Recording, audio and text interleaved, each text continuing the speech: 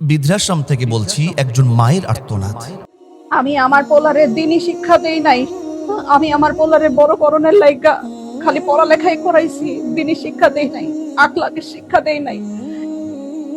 10-12টা coaching করাইছি, teacher রেখা পড়াইছি, স্কুলে নিছি, মাদ্রাসায় নেই নাই, কোরআনের শিক্ষা তারে দেই নাই। এর লিগেই আমার কপালে এই পরিণাম, আজকে বৃদ্ধাশ্রমের লিগেই আমার কপালে জুটছে। একজন মাকে দেখলাম চোখের পানি ছেড়ে কান্নায় ভেঙে পড়েছে। এই মায়ের চোখের পানি দেখে আমার নিজের অজান্তেই নিজের চোখটা যেন ভিজে গেছে। এই মাটা কান্না করে বলছে, আমার সন্তানকে মানুষের মতন মানুষ করে তুলেছি, বড় করে তুলেছে, সন্তানকে প্রাইভেট পড়িয়েছি, সন্তানকে ইংলিশ পড়িয়েছি, অঙ্ক ম্যাথামেটিক্স পড়িয়েছি, একটা দুইটি নয়, আমার সন্তানকে 10 থেকে 12টা প্রাইভেট দিয়েছি, টিচার দিয়েছি, কোচিং করিয়েছি, কিন্তু আমার সন্তানকে আমি দিন শিখাই নাই, আমার সন্তানকে আমি কোরআন শিখাই নাই, বিধায় আজকে আমার স্থান হয়েছে বৃদ্ধাশ্রমে। আল্লাহ সুবহানাহু ওয়া তাআলা এই মা সম্পর্কে কি বলছেন? ফালা তাকুল্লাহুমা উফ ওয়ালা তানহারুহুমা ওয়া কুল্লাহুমা কাওলান কারীমা। পিতামাতাকে ধমক দেবে না, এমনকি উফ শব্দ পর্যন্ত বলবে না। পিতামাতার বিষয়ে উফ শব্দ পর্যন্ত বলতে বারণ করা হয়েছে। তাহলে ইসলামে পিতামাতাকে উফ শব্দের কোনো স্থান নাই। সেই পিতামাতার বৃদ্ধাশ্রমে ইসলাম কোথায় থেকে আসে? তাহলে আমাদের জন্য যে কাজটা করতে হবে, দেখেন এই মা অসংখ্য ডাক্তার ইঞ্জিনিয়ারের পিতামাতার চোখে আঙ্গুল দিয়ে শিখিয়ে দিয়েছে যে সন্তানকে ডাক্তার ইঞ্জিনিয়ার বানান, ঠিক আছে, সমস্যা নাই, কিন্তু আগে সন্তানকে দ্বীনি শিক্ষা দান করেন, কোরআনের শিক্ষা দান করেন, মাদ্রাসার শিক্ষা দান করেন। আপনি সব করান, ঠিক আছে, কিন্তু সন্তান যখন দ্বীন শিখবে, কোরআন শিখবে, সন্তানের মধ্যে আল্লাহর ভয় আসবে। এই কাজটা যদি করতে পারেন তাহলে ইনশাআল্লাহ দেখবেন আপনার সন্তানের মধ্যে আল্লাহর ভয় থাকবে। আল্লাহ রাব্বুল আলামিন বলছেন, ওয়াবিল ওয়ালিদাইনি ইহসানা। প্রত্যেকটা সন্তানের জন্য আল্লাহর নির্দেশ, হুকুম হলো, আইন হলো পিতামাতার সঙ্গে ভালো ব্যবহার করা, ইহসান স্বরূপ আচরণ করা।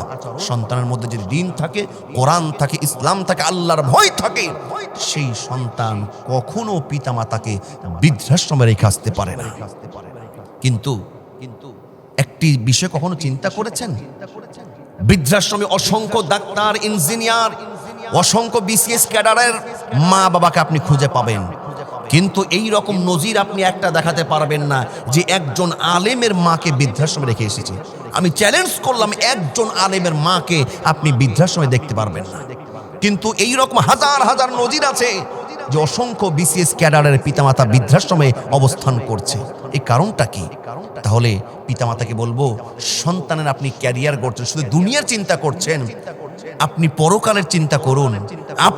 আপনার ভবিষ্যৎ কি হবে, এই সন্তানকে আপনাকে আসলে দেখবে।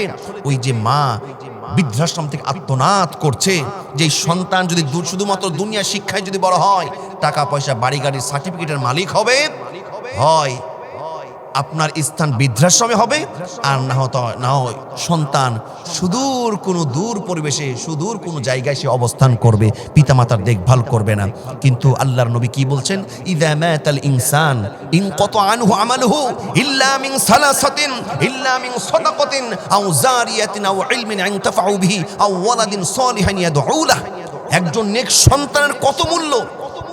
বনি আদম সন্তান যখন দুনিয়া থেকে মারা যায়, তার সমস্ত আমলগুলো বন্ধ হয়ে যায়, কিন্তু 3টা আমলের সওয়াব আল্লাহ রাব্বুল আলামিন তার কবরে জারি রাখেন। 1 নম্বর হলো সদকায়ে জারিয়া, 2 নম্বর দ্বীনি ইলম, আর 3 নম্বর হলো আওয়ালাদিন সালিহিন ইয়াদউ লাহ, নেক সন্তান।